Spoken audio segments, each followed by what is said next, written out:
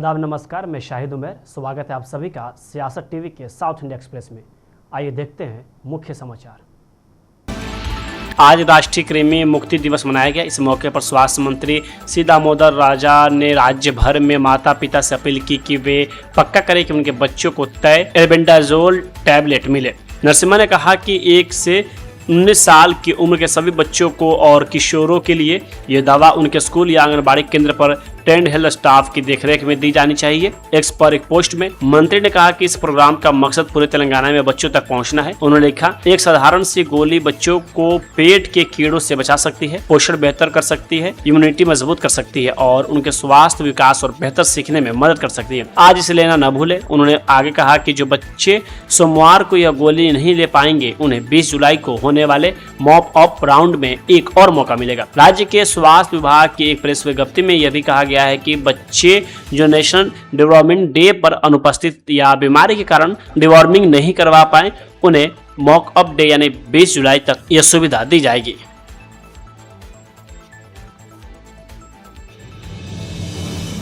BJP सांसद DK. Arora ने कहा कि प्रधानमंत्री मोदी और कोयला मंत्री जी किशन रेड्डी सिंगरेनी को तड़ीचेरला कोयला खदान आवंटित करके सिंगरेनी के कर्मचारियों को भरोसा जगाया है। इस फैसले से न केवल कर्मचारियों को भरोसा मिला बल्कि इससे तेलंगाना को भी बहुत फायदा होगा।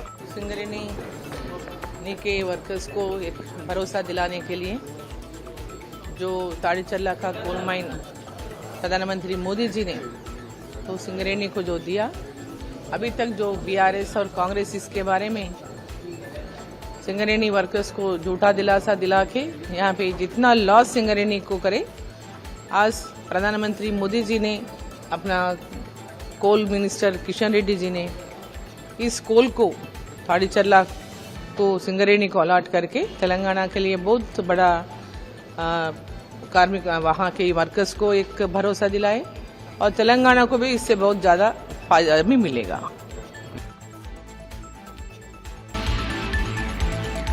राम मंदिर के लिए मिले दान में कथित हेराफेरी के मामले पर एपीसीसी के वाइस प्रेसिडेंट वी गुरुनाथन ने कहा कि एसआईटी का गठन योगी आदित्यनाथ ने किया था। उन्होंने मामले की जांच की, कई लोगों को गिरफ्तार कर न्यायिक हिरासत में भेजा गया और कुछ रकम भी जब्त किए गए। अब बात संपत्तियों, स्थिर और अचल संपत्तियों की है। उदाहरण के लिए एक व्यक्ति के पास 2 करोड़ रुपए की जमीन थी और उसने उसे अयोध्या राम मंदिर को 20 करोड़ में बेच दिया। मामले के हिस्से के तौर पर इसकी भी जांच होनी चाहिए। आगे उन्होंने ये भी कहा कि कई लोगों ने सुप्रीम कोर्ट का रुख किया और याचिका दायर की।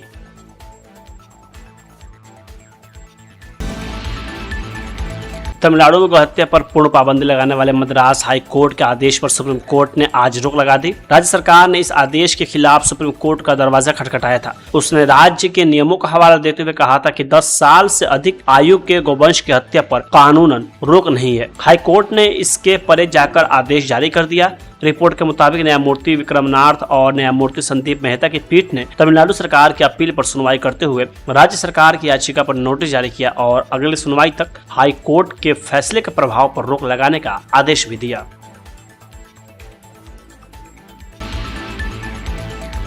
राज्य में सूखे जैसे हालात और एसआईआर प्रक्रिया पर बीजेपी के प्रदेश अध्यक्ष बीवाई विजेंद्र ने कहा कि पूरे कर्नाटक में सूखे की वजह से किसान परेशान हैं।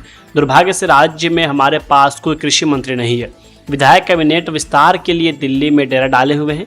जब किसान मुश्किल में हो तो उनकी मदद करना राज्य सरकार की जिम्मेदारी है। भयंकर सूखे के कारण किसान परेशान हैं, इसलिए हम 50,000 प्रति हेक्टेयर मुआवजे की मांग कर रहे हैं ताकि किसान इस गंभीर संकट के दौरान गुजारा कर सकें। वही एसआईआर के मामले में केंद्रीय चुनाव आयोग ने राज्य के लिए एक मजबूत पहल की है। हालांकि राज्य सरकार अफसरों पर दबाव डाल रही है, जिसकी वजह से कर्नाटक में एसआईआर प्रक्रिया में रुकावट आ रही है।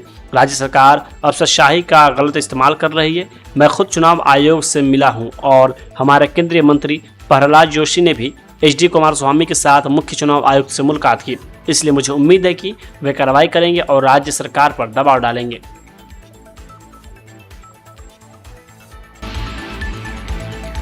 आरएसएस के प्रचार प्रमुख अनिल अंबेडकर ने कहा कि आरएसएस की सालाना अखिल भारतीय प्रांत प्रचारक बैठक आज कर्नाटक के बेलगावी में खत्म हुई। बैठक में सभी ने श्री राम जन्मभूमि मंदिर में दान पेटी की गिनती में हुई गड़बड़ी की घटना पर दुख जताया और भरोसा जताया कि तीर्थ क्षेत्र न्यास के कहने पर शुरू की गई एसआईटी और पुलिस की कार्रवाई किसी ठोस नतीजे तक पहुंचेगी। तीर्थ क्षेत्र न्यास से यह उम्मीद है कि वे पक्का करें कि भविष्य में ऐसी कोई घटना न हो जिससे राम मंदिर के प्रति सभी राम भक्तों की श्रद्धा और गहरी आस्था को ठेस पहुंचे।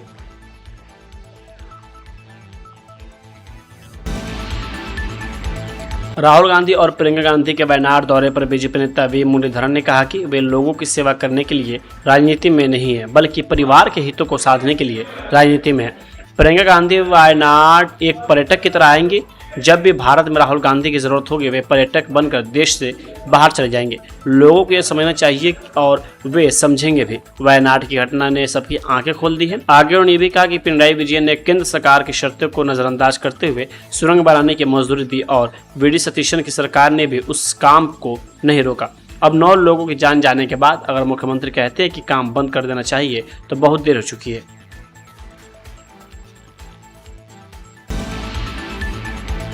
किसानों के हुए नुकसान का सर्वे करने और सरकार को रिपोर्ट सौंपने की योजना पर चर्चा की गई है, जिसके आधार पर सरकार आगे की कार्रवाई तय करेगी। इसके अलावा हमने इसमें कर्नाटक के सभी मंदिरों में सीसीटीवी कैमरे लगाने के मुख्यमंत्री के ऐलान का भी जिक्र किया है ताकि चोरों की निगरानी रखी जा सके और उसे रोका जा सके, साथ ही उचित जाँच और प्रबंधन सुनिश्चित भी किया जा सके। इसकी वजह से फार्मर्स को नुकसान जो हो रहा है उसका सर्वे करेंगे। डीसी सर्वे करके गवर्नमेंट को रिपोर्ट भेज देंगे। उसके बाद उसको क्या करना है वो सरकार तय करेंगे। सर एसआर के बारे में जो आप चिट्ठी देने वाले हैं उसके बारे में आरोप कर रहे हैं कि संवैधानिक नहीं है। नहीं, हम कुछ नहीं किया है। बीजेपी वालों के हाथ के इलेक्शन कमीशन है, उधर इंक्वायरी कर सकते हैं। अगर जो भी उनको डाउट्स आए कर देने दीजिए इंक्वायरी, हमारा कोई विरोध नहीं है।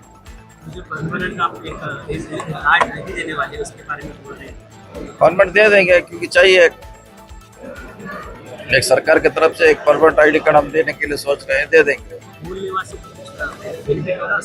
सबको हो जाएंगे, मूल निवासी सभी कितना भी है नागरिक भारतीय सबको फायदा हो जाएंगे।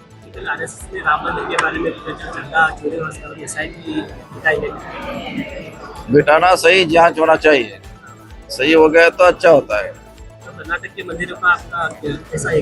हाँ, हम भी हमारा सीएम साहब ने घोषणा किया है सभी मंदिर में सीसीटीवी कैमरा लगा देंगे, मॉनिटर करेंगे, ऐसा चोरी नहीं होना चाहिए। सभी मंदिर में सीसीटीवी लगा। Okay, thank you.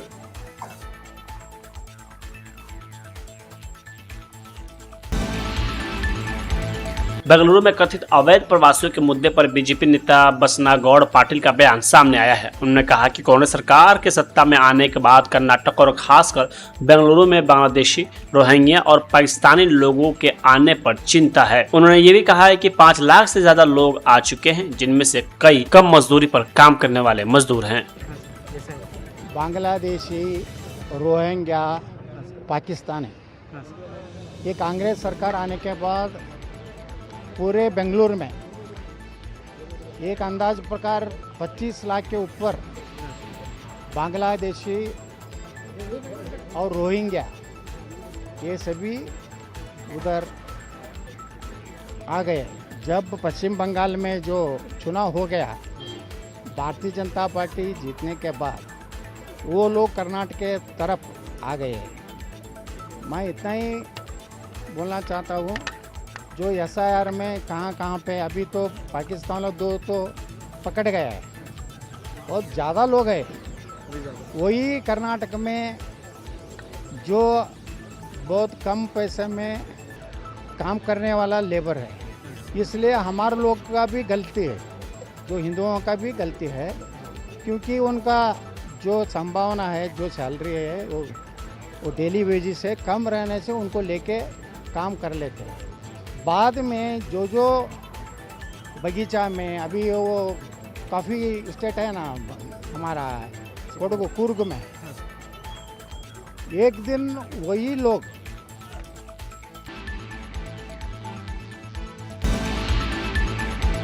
कांग्रेस के वरिष्ठ नेता पवन खेड़ा ने आज प्रधानमंत्री मोदी की आलोचना करते हुए आरोप लगाया कि वे विचारधारा के स्तर पर इजरायल के प्रधानमंत्री बेंजामिन नेतन्याहू से प्रेरित हैं।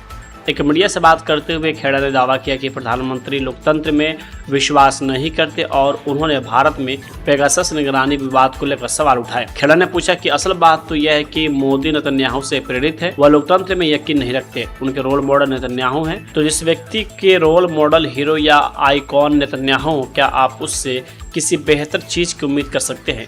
इस देश में पेगासस कौन लाया, राहुल गांधी या मोदी? पेगासस स्पाईवेयर का मामला 2021 में तब आया जब आरोप लगे कि इजरायली एनएसओ ग्रुप के सॉफ्टवेयर का इस्तेमाल सरकारों ने पत्रकारों, विपक्षी नेताओं और कार्यकर्ताओं की निगरानी के लिए किया था।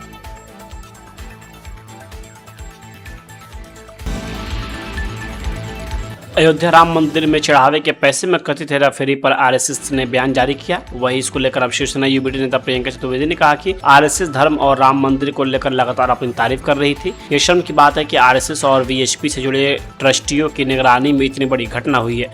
अगर यूपी सरकार का फैसला राजनीति से प्रेरित नहीं होता तो इस मामले की जाँच सीबीआई से कराई जाती।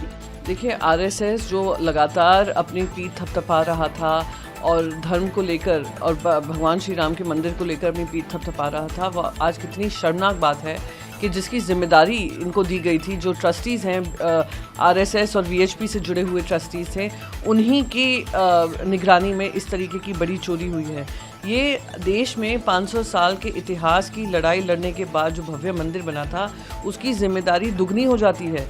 उस जिम्मेदारी से भागकर उनका बचाव किया जा रहा है। और अगर इस पे राजनीतिकरण जो कह रहे हैं, राजनीति का आरोप लगा रहे हैं, अगर राजनीति से प्रभावित आरएसएस का डिसीजन नहीं होता या यूपी सरकार का डिसीजन नहीं होता तो आज ये जांच सीबीआई के अंतर्गत हो रही होती, सीबीआई के हवाले हो रही होती। पर और बात करना कि धर्म के ऊपर धर्म को टारगेट किया जा रहा है, ये कितनी शर्मनाक बात है कि जो हिंदू मंदिर में हिंदू लोगों की निगरानी में जो अपने आप को भगवान श्री राम के डिवोटीज मानते हैं, वो लोग ही इस चोरी में लगे हुए थे। आपने पूरे देशवासियों के जो मन में जो चोट पहुंची है, उसकी जिम्मेदारी सिर्फ और सिर्फ भारतीय जनता पार्टी, वीएचपी और आरएसएस की है। और ये जिम्मेदारी उनकी बनती है, क्योंकि अगर सही में राम भक्त होते और सिर्फ राजनीतिक राम भक्त नहीं होते तो आज इस तरीके की दर्दनाक चोरी शायद नहीं हुई होती।